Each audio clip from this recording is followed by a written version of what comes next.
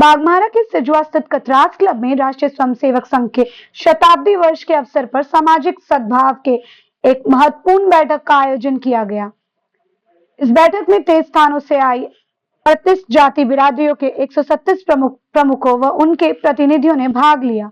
बैठक की शुरुआत में सभी जाति प्रमुखों से यह प्रश्न किया गया कि राष्ट्रहित के विषय में समाज की क्या भूमिका होनी चाहिए। इस पर सभी ने एक स्वर में कहा कि जब देश की बात आती है तो जाति पात से ऊपर उठकर एकजुट होकर सोचना और कार्य करना आवश्यक है। मौके पर उपस्थित मुख्य बौद्धिककर्ता नरेंद्र राय ने कहा कि समाज का विभाजन कर्म के आधार पर हुआ था और हमारे समाज में कभी भेदभाव नहीं रहा। गुलामी के कालखंड में समाज को बांटने का प्रयास किया गया। उन्होंने कहा कि सामाजिक सद्भाव के बल पर ही उन षड्यंत्रकारियों को परास्त किया जा सकता है जो समाज में ऊंच नीच का जहर घोलने का काम कर रहे हैं। होगा परिवर्तन,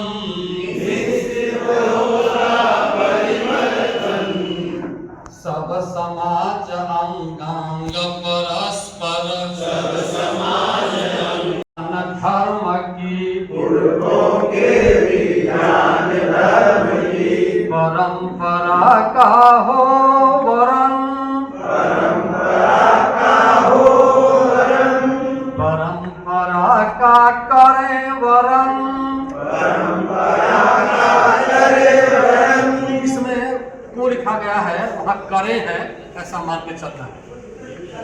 हरी भरी हो धरती अपनी, हरी भरी हो धरती अपनी, मिट्टी का भी हो पोषण।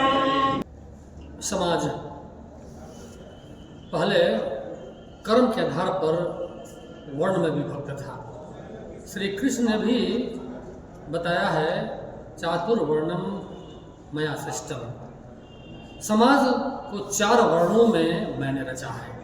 ये चारों वर्ण जो थे वो किसी जन्मना जायते से संबंधित नहीं थे, ये सभी अपने कर्म के द्वारा वर्णों में और जातियों में बटे हुए थे। आज भी हमारा समाज जो है वो जबरदस्ती लोग कहा करते हैं कि जाति में बटा है, आज भी कर्म के आधार पर ही बटा हुआ है।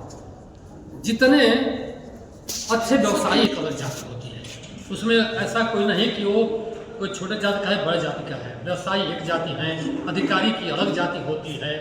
ऐसे ही प्रत्येक समाज में इसी प्रकार कर्म के आधार पर लोगों को अलग अलग रखा गया है। वाल्मीकि मुनि दलित परिवार में जन्म लेने के बाद भी पूरे राष्ट्र की धरोहर हैं और सबके लिए पूजनीय है। व्यास जी सबके लिए पूज्य हैं और विश्व गुरु माने जाते थे।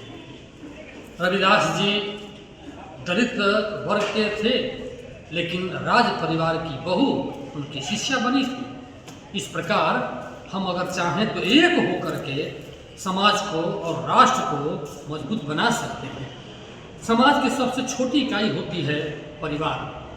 परिवार में आज सबके साथ बैठ करके वार्तालाप करने की आवश्यकता है और जो घटनाएं घट रही हैं, क्यों घट रही हैं, इस पर आपस में चर्चा हो। बांग्लादेश में, पाकिस्तान में जो घटनाएं घट रही हैं, इसके प्रति लोगों को अवेयर होना होगा।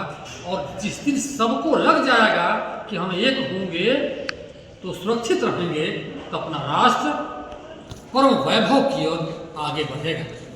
ये सामाजिक सद्भाव जो कार्यक्रम है इसका एक बहु आयाम माना जाए। इसको देश में जातिगत बंटवारे के कारण देश कमजोर हुआ। यद्यपि प्राचीन काल में कार्य के आधार पर वर्ण का विभाजन किया गया था, लेकिन बाद में उसको जन्म के हिसाब से बांट दिया गया। इसका दुष्परिणाम यह हुआ कि लोग जाति पाति के भेदभाव में आकर आपसी सौहार्द को खो दिए। इसका परिणाम हुआ कि देश कटुता के कारण कमजोर होता रहा। आज इस बैठक की एक आवश्यकता है कि सब हम जब एक रहेंगे तो देश मजबूत होगा। आज आवश्यकता है समाज में रहने वाले प्रत्येक जाति के, प्रत्येक विचार के लोग एक हों, ताकि देश अपना मजबूत हो। एकता में ही बल है। और आज विश्व की अनेक ताकतें हैं जो भारत को कमजोर करने के प्रयास में लगी हुई हैं, देश को तोड़ने की साजिश में लगी हुई है।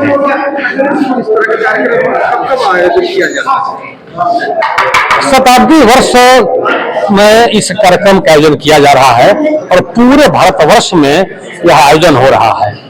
संघ समाज में रहने वाले प्रत्येक विचार के लोग, प्रत्येक जाति के लोगों को मिला करके राष्ट्र के उत्थान में हम क्या कर सकते हैं, इसके लिए सबको मिलाकर चलने की एक योजना संघ ने बनाई है और बड़ा उसका अच्छा परिणाम आ रहा है।